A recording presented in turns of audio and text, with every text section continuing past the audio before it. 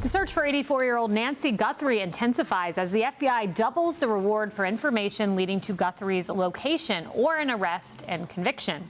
The FBI releasing a description of the suspect seen on Guthrie's doorbell camera the night she disappeared. A man approximately 5'9" or 5'10" with an average build is how they describe him. Now, authorities have also identified the backpack that the suspect wore. It is a black 25-liter Ozark Trail hiker backpack. Hello, everyone. This is Outnumbered. I'm Kayleigh McEnany here with my co-host Emily Campagno. Also joining us, Sandra Smith, co-anchor of America Reports, Donna Rotunno, criminal defense attorney and Fox News contributor, and the host of the new podcast Crime and Justice with Donna Rotunno, debuting on Wednesday. And Charles Payne, Money Man, we call him Charles the Money Man, host of Making Money on Fox Business. Well, let's start here. Investigators have also been requesting home security footage from Nancy Guthrie's neighbors, specifically looking for video from January 11th between 9 p.m. and midnight and January 31st between 9:30 a.m. and 11 a.m. Unclear why they zeroed in on those two specific time periods.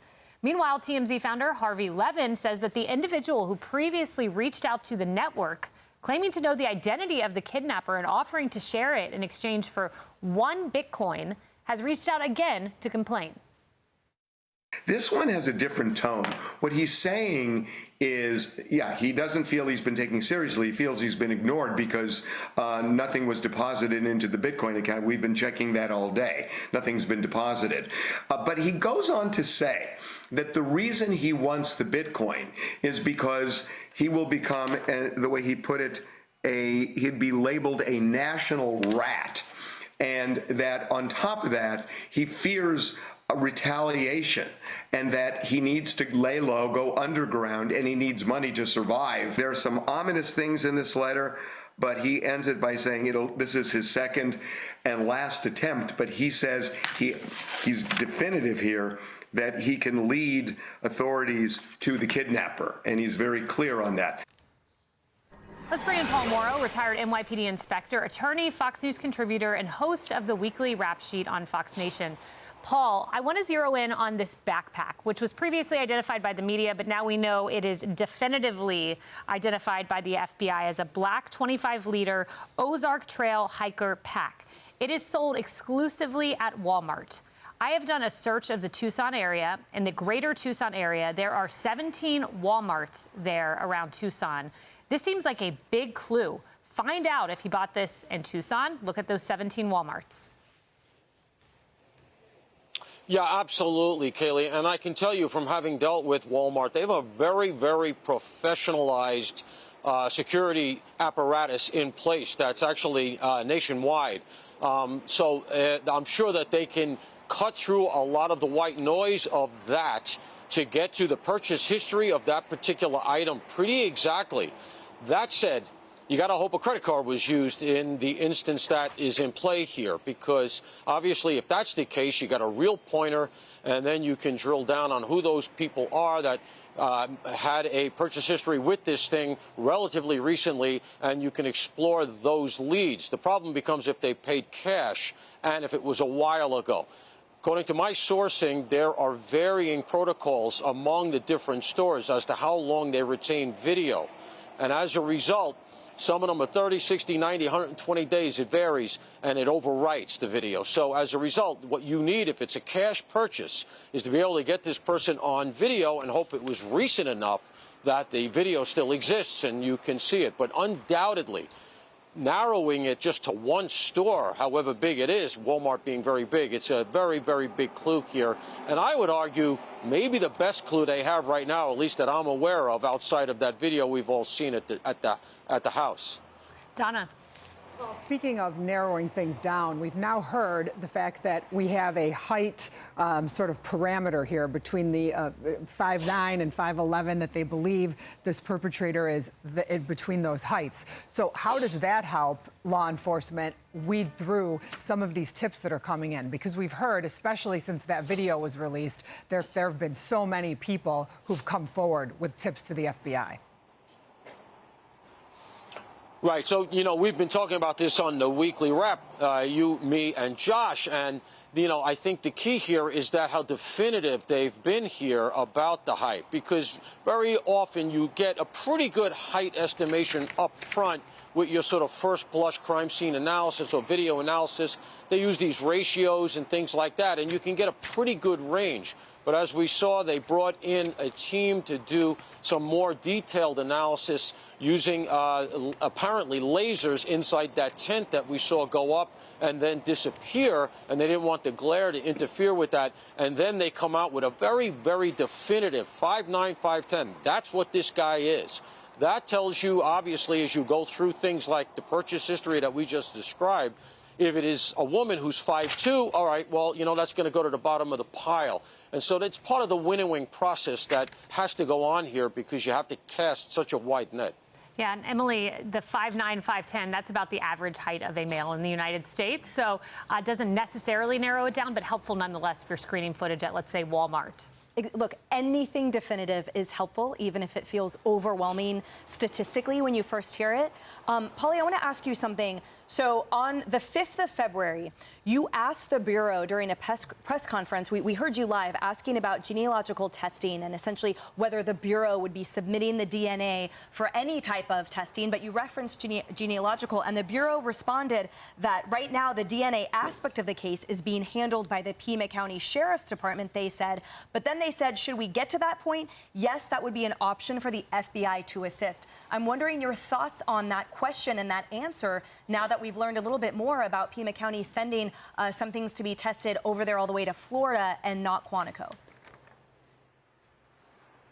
Right. So the reason I asked that question, 10 days ago now, whatever it is kind of because of where we are now. So I intuited that we may end up where we are now, which is the following. The sheriff had said prior to my question that we have sent the most likely DNA from the perp to the lab for testing, and we expect a quick answer within 12, 14 hours. When I asked that question, it was after that window, so I knew, okay, they didn't get a one-to-one hit. So what are they going to do now? Normally, that would be the FBI. We saw it in the Koberger case. We saw it in the Rachel Morin case, where they do that more penetrative DNA analysis, the genealogical analysis that gets you to possible family members, anybody, they call it consanguinity, that is, that has blood relations in common. And sometimes it's very low. You get a second cousin, and you get a pool of 30 people, 20 people. You got to narrow it down. In Koberger, they ultimately got to his father in Pennsylvania. They looked at him as one of the possibles, and lo and behold, they see he's got a son that lives 10 minutes from the crime scene out in Idaho. So that is when they really focused on Brian. So my question was, okay, since you seem to have not gotten a hit up front, are you going to do that? And that would normally be the Bureau. That's why there's a little bit of controversy, and that's why I got the reaction I got at the press conference, because I think they might have thought, like, did somebody leak tomorrow? Because I asked them not knowing about the glove that's in play now. And they must have been thinking, does he know about the glove? Because that's the glove that we all heard now went down to Florida that the Bureau doesn't have, that they're saying they want to test themselves. Hey, Paul, it's Sandra here. How curious are you about this gray truck that neighbors said that they saw canvassing the area during the daytime and nighttime hours leading up to all of this? Nancy Grace is putting a lot of emphasis on finding that vehicle because of the fact that they have traced the DNA of the blood on the front steps directly to Nancy Guthrie. And if she was bleeding at the time that she was taken from the home and put in that vehicle, for example, she said it's almost impossible to clean a vehicle entirely of blood. How much weight are you putting into that? You know, the vehicle has been a very mysterious node in this entire thing, because very clearly he didn't walk there and then walk out with her. So there has to be a vehicle here someplace. If you've been up in the area, as I have, parking the car for something like this on the street is a non-starter. He had to pull into the driveway or do something else, like park someplace nearby and go through the backyards or something. Because remember, I don't think that he actually came in the front door unless miraculously it was unlocked or somebody unlocked it for him. Those front doors, the front doors out here in these low adobe homes, they're really heavy oak. He's not just going to get through that quietly. So my own supposition here is that he would have gone around the back and gone through sliding doors, which are are reportedly there. All of this leads to the idea that there is a vehicle in play here.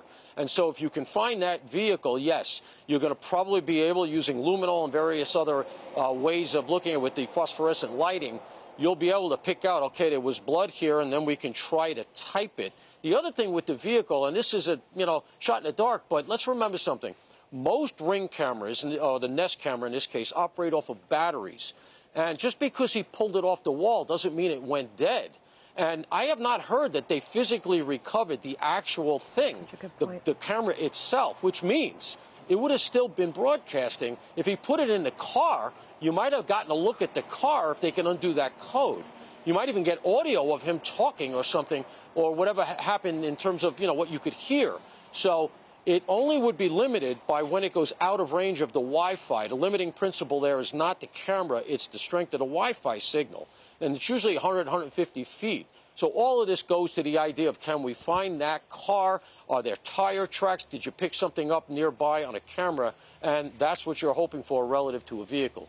Yeah, the inside footage is key, and we know Kash Patel's statement for back earlier in the week, I believe it was Tuesday, referenced multiple removed recording devices, plural. So my question has always been, was more than just the front door removed. That camera, Charles. Yeah, Paul, I want to go back to the the most recent thing from TMZ, and the use of the word rat. It seems to me that that's really, if indeed this person knows who the perpetrator is, it suggests a close either friendship or kinship to the perpetrator and/or maybe someone in the Guthrie family. I mean, as a law enforcement, I know that that kind of word has to sort of say, okay, maybe it gives us a clue as to where we should look, or maybe where we haven't been looking. Yeah, so, I mean, look, let's tease this out. If the letter is bogus, and I think most of us feel that it likely is, okay, then we don't need to pay attention to it. But let's say it is legitimate, and of course, as law enforcement, you got to admit any possibility here and make sure that you're looking. So they've offered this larger reward, which many of us have been asking for a long time here, because you want to incentivize people around this situation. Hey, I think I have a possible here, and you know what, $50,000, he's saying he wants to go underground, he needs it to live. I don't know where he's going to live that long on $50,000. I mean, it's not a huge amount of money. Now it's 100, that's more than the single Bitcoin. And the idea that he doesn't want to be a rat, you know what, the truth of the matter is that perps, criminals, they'll give up their mothers for $100,000. So this idea that he's adhering to some code of honor, I'm not buying it. Yeah, and I just want to let our audience know that any moment we will have remarks from President Trump. He went wheels up on Marine One at 12:05 p.m. Eastern time. So we have what they like to call chopper talk, some back and forth about Kristi Noem and CPI numbers. We will play that the moment that we get it. Paul, looking back at this note, it feels like we are a long way off from where we were 1 week ago. We were all thinking about this ransom note that TMZ had, two other outlets had. It begins to be 5 p.m. Eastern time. I was on the air then, and this other note comes back, and we were thinking this was a ransom situation. We're very far from that moment 7 days ago, and people are admittedly a little frustrated here. No one knows what happened, and it doesn't seem like everything's pointing in one direction. Yeah, fair point. Look, I go back to, I use the Koberger case as a reference a lot of times because the public knows it. The public was very frustrated in that horrific case as well. And people, by the third day, were calling it a cold case and all this stuff. And look what happened there. It took 6 weeks. And in fact, the genealogical DNA that I was asking about ended up being really dispositive, one of the real pointers in that case. But it takes time because you end up with a pool of people and you got to check through it. The added metric in this one that I think makes people so frustrated is that it's an abduction, and Nancy is, we all want to believe, still out there alive. And so everybody is hoping against hope that you're going to hear from the ransomers here, and that's, I think, the added pressure that everybody wants a quick solve, because you have an 84-year-old woman who reportedly needs life-saving medication within 24 hours, and obviously we're well past that. And just to that point, there aren't that many medications that are that sort of absolutely necessary. There's type 1 diabetes. There's some heart failure medications. We know she had the pacemaker. So, I'm wondering if that might have been not an exaggeration, but maybe a little over-dramatized. Did she need it to live? or is it something that is safer to have? My point being, we're all operating on the assumption that she's still out there, and if we can get to this guy, we can find her. And Donna, as frustrating as it might be for the public, you've worked on a lot of these cases. Each case is its own case. Yeah. The Tyler Robinson case, for example, there were so many eyes on Tyler Robinson. There was DNA. There was a lot more evidence there right in front of investigators, which is why it was a little more abbreviated in finding Tyler Robinson. Yes. Yeah, here the problem is they don't know. They don't, what we have. We have this video in front of the house. We have the little pieces of evidence that they found. We've seen the blood, but there's no true motive here because, again, if you're looking at these letters and you're not believing that these letters are true, then what was that, right? Is that somebody that's just jumping in to sort of join this hoax? If it was a true kidnapping, you would think that there would have been multiple communications. The communications would have gone directly to the family. It's not like it's hard to find a way to get to Savannah Guthrie. So you would be expecting there to be multiple communications, and as the days are going on, they would become more and more dire and more frequent, right? We have this body, we want to get rid of this body, and we want to exchange that for money. So I think that's why we're so far away from that issue, and so that's why law enforcement has to go on these other, in these other directions, because you can't be single focused because you may be missing what's going on. If you look at this request for the cameras, right, they're now going to other homes and asking people for cameras. That could be because they think maybe they walked through the areas in the back. Maybe they think you'll be able to see lights flashing. Those homes are far back. And so because they're far back and the cameras are there, you may not be able to see actual vehicles, but if you can see flashing lights of cars, getting an idea of what time they actually left that house and moved different ways, maybe you can then go look at license plate readers or, where that car may have been at a given time, given what you're seeing on other people's cameras. So, they're doing, I have not seen an investigation this thorough, at least from the FBI, that we're all knowing about in a very long time. They're really turning over every stone that comes their way. And as of now, we really don't know what else they know. To that point, turning over every stone, I look at that driveway and I often think, I feel like there's a big frustration with the American public following this story, saying, worried about the early days of this investigation. There were vehicles up on that property almost immediately. They didn't tent it off till, 10 days after learning of her disappearance, the front door, which was the scene of this now video where this man approached the front door and the blood splatter. I'm just curious, was there any more blood found in the driveway? Did they turn over every stone? Where did that blood stop if there was? Would that indicate that there was a vehicle that pulled up right then? I feel like there's just so many questions that hopefully they know the answers to, but the American public hasn't been privy to, and it makes this so incredibly frustrating. Yeah, it is. And Emily, we're about 30 seconds out from the president here, where he touts jobs numbers, among other things. We will take you to that when we get it. But just quickly, another frustration is, what is the motive here? To Donna's point, if there's no ransom back and forth, what is the motive for taking an 84-year-old woman? And as this investigation has unfolded, think about in the first moments, a missing 84-year-old woman who did not show up to, view church. Hey everyone, I'm Emily Campagno. Catch me and my co-hosts Harris Faulkner and Kaylee McEnany on Outnumbered every weekday at 12 p.m. Eastern, or set your DVR. Also, don't forget to subscribe to the Fox News YouTube page for daily highlights.